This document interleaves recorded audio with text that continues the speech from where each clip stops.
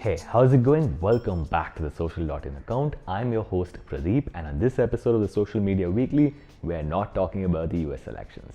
Okay, maybe we are, but we're also going to be talking about Google One and their paywall ambitions. We're talking about Microsoft and your phone, and we're talking about WhatsApp Pay. Let's get started.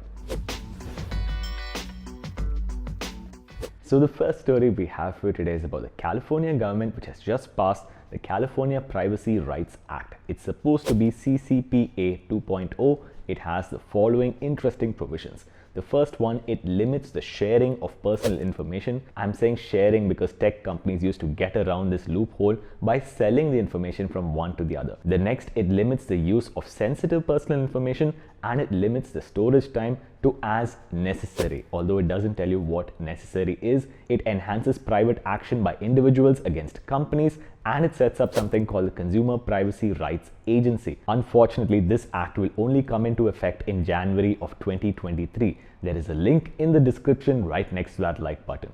The next story has to do with Microsoft and your phone application. So your phone application allows you to connect your Microsoft tablet, PC or laptop over to your Android phone. Now this is great, and I use this feature all the time. It's available on Samsung Galaxy Note 9 and up, and now they're adding some new features wherein you can stream your Android app over to your PC. You can also run multiple apps at the same time, and you can pin your Android apps to your PC's taskbar or start menu. The next story has to do with Google One and their paywall ambitions. So Google Photos is an excellent application. A lot of us use it even if you use an iPhone, because it allows you to free up space on your phone even when you cannot expand the storage. However, Google Photos has added a new feature wherein if you have to use the color pop feature, this is a color pop feature on pictures that don't have portrait mode enabled, then you have to pay for Google One subscription. Google One has nothing to do with Apple One. It's a storage plan, and I'm not sure why Google is pushing it this way.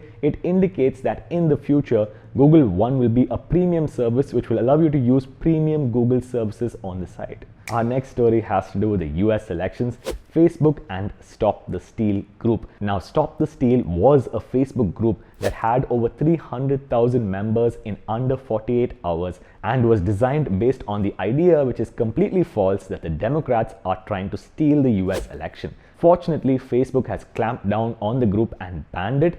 Facebook, Twitter and TikTok have also banned all related hashtags, and YouTube has done absolutely nothing. Seriously though, the One America News Network actually published a video to YouTube saying Trump has won, and YouTube did nothing. Our final story of the day has to do with another story that's 4 years in the making, WhatsApp Pay. The timing seems rather suspicious. Ever since demonetization in 2016, UPI has really kicked off. The National Payments Corporation of India has authorized UPI for WhatsApp, and WhatsApp Pay is rolling out to first 20 million users in India out of their total of 400 million users, and it's also going to be available in 10 Indian languages, and they've partnered with the following banks: HDFC Bank, Axis Bank, SBI Bank and Jio Payments Bank. Now I think this story is starting to make some sense. Also, the NPCI has determined that no single app can take over 30% share of the transactions of UPI in a single month.